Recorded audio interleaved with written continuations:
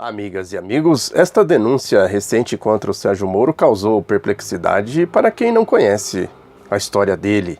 E também porque saiu num grande jornal, um jornalão aí da mídia, o jornal Folha de São Paulo, divulgada pela prestigiada e séria jornalista Mônica Bergamo. Agora, esse é o padrão Sérgio Moro, o comportamento dele tem sido assim. Nessa denúncia aí envolvendo esse advogado trabalhista Carlos Zuccolotto Júnior, que é amigo dele, do Sérgio Moro, padrinho de casamento, acusado aí de intermediar as negociatas lá das delações premiadas. Bom, que há negociata lá, isso há desde o surgimento, da Operação Lava Jato, da tal Operação Lava Jato. Tem vários casos que eu tenho comentado aqui. Tem inclusive o caso aí envolvendo o delegado da Polícia Federal que iniciou toda essa pantomima aí, foi o ponto de partida para o Grupo Globo criar a Operação Lava Jato, esse Márcio Anselmo, o dono do posto lá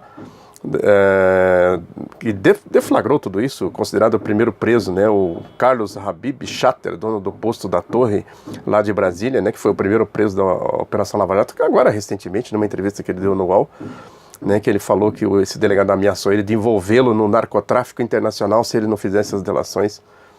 E tem outros casos, esse mesmo advogado aí, Rodrigo Tacla Duran, ele denunciou aquelas documentos falsos da Odebrecht no seu processo de delação premiada, e a Operação Lava Jato não investigou absolutamente nada disso. E isso eu estou falando de casos mais recentes. Tem o caso da República dos Arnes, que o Luiz Nassif denunciou, que é outro setor, outro braço aí das negociatas lá da delação premiada.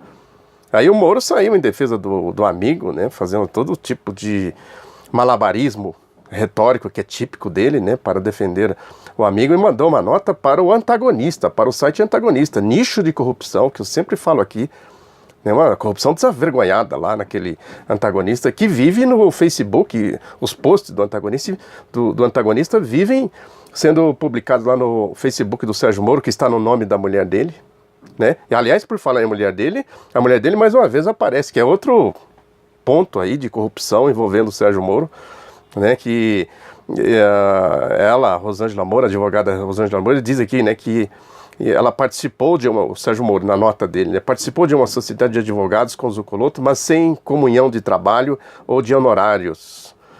Segundo o Sérgio Moro, a Rosângela jamais trabalhou em processos do escritório do senhor Carlos Zuccolotto e vice-versa. Bom, não sei, é ele que está falando, eu não confio nele, claro.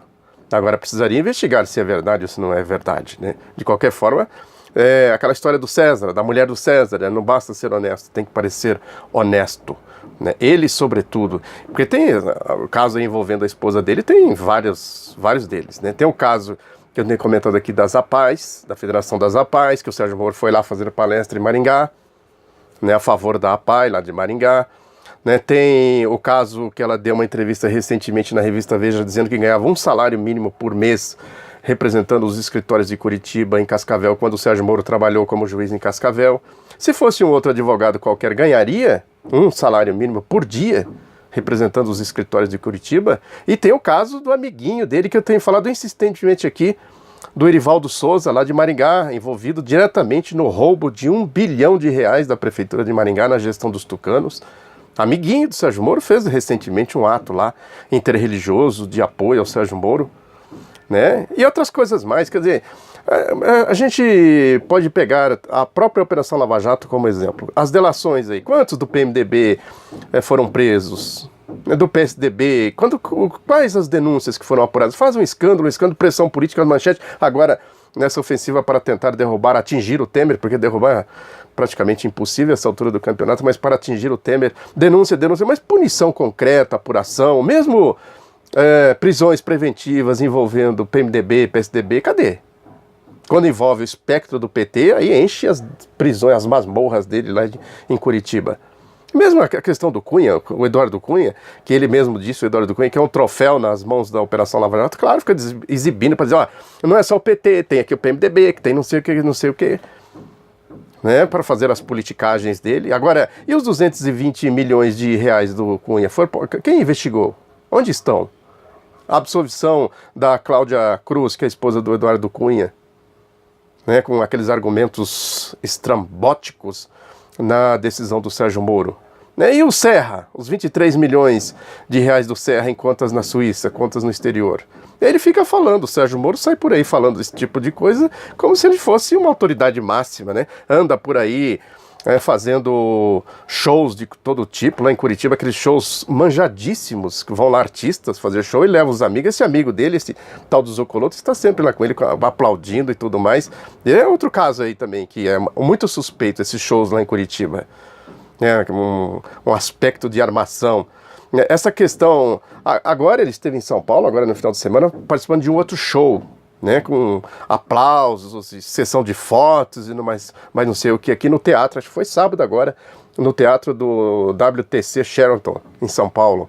E anda dando entrevista, deu entrevista no Estadão, né, é isso, né, o show midiático, a pantomima, né, do combate à corrupção. E falando coisas absurdas, que ele disse aqui, eu separei um trechinho que ele diz aqui que a presunção de inocência é um escudo contra a punição indevida. Exige que uma condenação criminal seja baseada em prova categórica. Na França e nos Estados Unidos, após o julgamento em primeira instância, já se inicia a execução da pena com prisão como regra. Então, executar a condenação. No Brasil, após a decisão da Corte de Apelação, não fere a presunção de inocência. Alguém entendeu alguma coisa aí? É um rocambole. Quer dizer, dane-se a presunção de inocência, então, se na França ou nos Estados Unidos a coisa funciona assim, precisaria de mais sustentação, né, para ver se lá também tem a violação da presunção da inocência. Quer dizer, alguém acusa, você vai lá e prende e acabou a história? Isso não faz parte da ideia, né, da democracia, do Estado Democrático de Direito, dos direitos humanos e etc., da civilização, enfim. Né, eu tenho quase certeza, não tenho conhecimento do caso, mas tenho quase certeza que na França e nos Estados Unidos, que ele está alegando aqui, a coisa não funciona assim, né, violando a presunção da inocência. Olha aí aí isso fica como se ele fosse um herói, né, como ele foi recebido num teatro aqui em São Paulo, lá o mestre de cerimônia berrando no microfone, o herói nacional, e todo mundo em pé aplaudindo. Não, um show, uma pirotecnia, né, logo que começou a Operação Lava Jato, a revista eletrônica Consultor Jurídico fez uma pergunta, né, para os juristas que defendem a prática do Sérgio Moro, né? Você gostaria de ser julgado pelo juiz Sérgio Moro? As respostas foram todas silêncio, né, reflexiva. Julgar os outros é fácil, né? Agora, e se o Sérgio Moro fosse julgado pelo Sérgio Moro, com os métodos do Sérgio Moro, o que aconteceria? Pena máxima imediatamente, prisão imediata. Né? Até a Carmen Lúcia foi perguntada, que ela disse, a resposta dela típica de Carmen Lúcia: eu confio na justiça do meu país. Não confia no Sérgio Moro, confia na justiça. É isso, tem aí o presidente do Instituto Brasileiro de Ciências Criminais, o Cristiano Morona, né, que ele critica duramente tudo isso, né, põe no pacote aí, né, que ele diz aqui com troca proposital, ele faz, né, uma troca proposital de palavras, né, essa proposta aí deles lá da Operação Lava Jato, das 10 medidas contra a corrupção, que ele diz que as 10 propostas do Ministério Público Federal contra a Constituição, contra a corrupção, errando de propósito, né, as 10 medidas são contra a Constituição, não contra a corrupção. Corrupção, né, eles acobertam, né, e ele diz, atinge todos os tipos de delitos que são ignorados na propaganda feita pelos seus defensores. Ele lista, por exemplo, são mais de 60 mil mortes violentas por ano no país, né? Nem zonas de guerra têm índices tão altos. Esse é o debate que a sociedade brasileira precisa realizar. Ou seja, ele está dizendo aqui o seguinte: as causas da violência, não essas pantomimas aí de Sérgio Moro, de Operação Lava Jato, de combate à corrupção. É isso, né? Separar as coisas que são reais das politicagens dessa gente toda. É isso que ele está querendo dizer. E a gente vê isso... eles são muito descarados, né? A Polícia Federal e a Procuradoria-Geral da República, por exemplo, aí brigando, né? Por quem é que tem autonomia para fazer a delação premiada. A Procuradoria-Geral da República ingressou no Supremo Tribunal Federal com um pedido para que a instituição não possa fazer as delações à Polícia Federal. O que está por trás disso? Quem está ganhando com isso? Como é que é o jogo mesmo? Essas denúncias aí todas das negociatas lá da Operação Lava Jato, né? Porque é isso, né? Eles vão se... por trás de tudo isso está a lógica do golpe, da mídia, né? Que projeta o judiciário, esses setores corrompidos do judiciário, né? Tanto é que eles estão abrindo fogo contra o legislativo. Não é à toa esse negócio de classe política, não sei o quê, né? A classe política de um lado, eles do outro, como se eles fossem os paladinos de um mundo da moralidade. O Sérgio Moro mesmo falou, ele participou aqui em São Paulo de um evento realizado na Casa Hunter, uma ONG, né, que é destinada a ajudar vítimas de doenças raras, que premiou a mulher do Sérgio Moro. Ela está sempre presente nesses espetáculos, né, esses escândalos, né. Aí ele elogiou, o Sérgio Moro elogiou a Polícia Federal, elogiou o Ministério Público Federal, né, e tacou pau no que ele chama de classe política, que é uma aberração. Já comentei aqui, classe política é um oportunismo, um linguajar de oportunista, de malandro, né, que ele diz aqui, até o momento não se vê praticamente nada vindo do nosso poder executivo e do nosso poder legislativo, salvo iniciativas muito tímidas.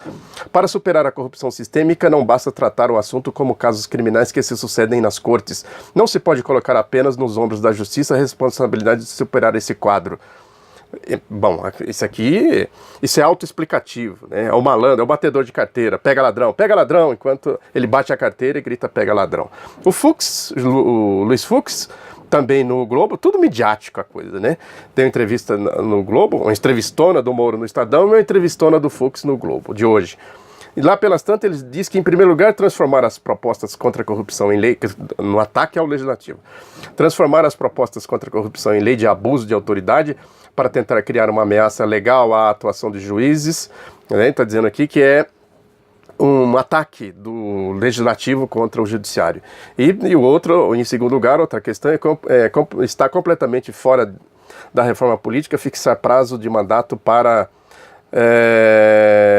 juízes dos tribunais superiores. Que ele está dizendo que a reforma política não tem que atingir o judiciário, né? Que uma das propostas é limitar os mandatos dos juízes dos tribunais superiores, para evitar exatamente o abuso de autoridade. O Janot também saiu atacando o legislativo, está na mídia de hoje, palavras dele. Quer dizer, é uma orquestração de ataque à classe política, essa questão, esse oportunismo que eu venho falando aqui. Aí a gente pega um caso concreto, que é o Ministério Público Federal querendo pegar as provas lá que foram apresentadas no julgamento do TSE da chapa Dilma Temer, né, pegar aquelas provas que eles queriam enfiar lá para condenar a Dilma, né, e foi a chapa, o julgamento, né, inocentou a chapa, e agora eles querem pegar isso e levar para dois casos, aí, PT e PP, Partido Popular, e o Partido dos Trabalhadores. Olha aí, quando se trata de pegar o PT, aí, oportunismo, claramente oportunismo. Esse Nicolau Dino aí, que é o vice-procurador-geral eleitoral, que era o nome preferido do Grupo Globo, né, que ele pediu aí que fossem incluídas essas provas aí num novo processo contra o PT e o PP, né. A matéria está aí no Estadão, aí o Estadão disse que foi investigar a maneira deles de apurar, né, apurou que os pedidos de Dino são um ato de revanchismo do Ministério Público Federal, né, naquele caso lá da absolvição da chapa Dilma Temer. Essa é a turma da justiça, do judiciário brasileiro. Quer dizer, a impunidade, a certeza da impunidade, eles fazem, acontecem e fica tudo por isso mesmo, né? Quer dizer, todo mundo metendo a mão, todo mundo fazendo politicagem, todo mundo pegando o seu, né? Por que eles vão ficar vendo a banda passar? Né? São sócios aí no saque do butim, do golpe, do assalto do poder. É isso, nessa briga, por exemplo, Marcelo Bretas e Gilmar Mendes, é a expressão acabada disso, como as duas facções brigam, de parte a parte, Gilmar Mendes e Marcelo Bretas. O Marcelo Bretas, eu acho que até supera o Gilmar Mendes na desfaçatez, no oportunismo, nas malandragens, nas politicagens. Agora, enquanto tudo isso acontece, os órgãos de controle aí de fiscalização do judiciário permanecem inertes, né? Esse Conselho Nacional de Justiça, o Conselho de Justiça Federal, né, como diz aqui o desembargador federal Fábio Preto, né, que tomou posse agora no Tribunal Regional Eleitoral de São Paulo, que ele disse que é dinheiro público que são gastos aí por essas corporações. É isso, né, que eles viram se acompliciando, soltando manifestos, defendendo a bandalheira daqui, bandalheira dali, né? Enquanto isso não se vê nenhuma manifestação a favor dos direitos civis, do Estado Democrático de Direito, contra as bandalheiras, essa questão do teto salarial que o Sérgio Moro deveria dar exemplo, se for sério, né?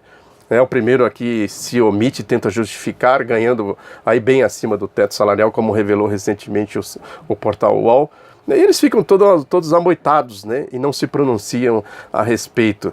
Que não é à toa que a população vai percebendo isso. Isso se revela nessa pesquisa aí do Instituto Ipsos, que saiu no jornal Estado de São Paulo, né, que fala do prestígio aí das lideranças, dos personagens aí do universo político, do universo judiciário, né, que, segundo o jornal, surpreendentemente, figuras como Sérgio Moro, Deltan Dallagnol, Rodrigo Janot, Edson Fachin, o espectro da Operação Lava Jato aparece muito mal avaliado. Porque a bandalheira vai ficando cada vez mais clara, por mais que a mídia faça essa blindagem, né, a população vai percebendo que a bandalheira é grande. Né, esses setores corrompidos do Poder Judiciário vão se manifestando e vão atuando cada vez mais de maneira mais desavergonhada. É isso, é o resumo do golpe, o resumo do Brasil nesse regime golpista, assim como a privataria tucana aí que está de volta, né, a privataria do Temer, a lógica, sintetiza, enfim, essa esbórnia que é o Brasil do golpe. É o programa do golpe, né, emitido aí tudo nesse balaio aí do programa do golpe, que mete essas facções que se formam para meter a mão no dinheiro público, no orçamento público, no PIB, nas estatais, nos direitos sociais e trabalhistas, como a reforma trabalhista, a reforma da Previdência Social. É o mundo da corrupção, é o mundo do golpe. Né? É necessário que a gente entenda isso globalmente, tem um mundo do golpe. O mundo da corrupção, o mundo privado, que precisa ser enfrentado com uma frente ampla, né, de defesa do Brasil, da democracia, dos direitos do povo, do futuro dos brasileiros e do futuro do nosso país. Muito obrigado pela atenção, divulgue o Outro Lado da Notícia, um abraço e até a próxima.